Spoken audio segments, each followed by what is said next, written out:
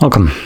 In front of me is a TCL 20SE, and today I'll show you how to record the screen on this phone. So to get started, pull down the notification panel, expand it, and find the screen recording toggle, which for me is right here. Once you locate it, simply click on it, allow access to whatever it wants, and from there it looks like it will start the recording in 3 seconds, at which point it automatically records. So whatever you will do right now will be recorded by the device.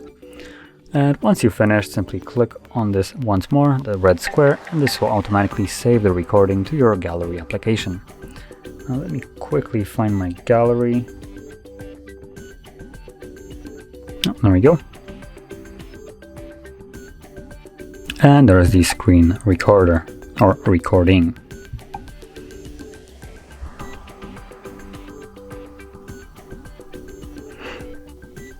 So that is how you could record your screen.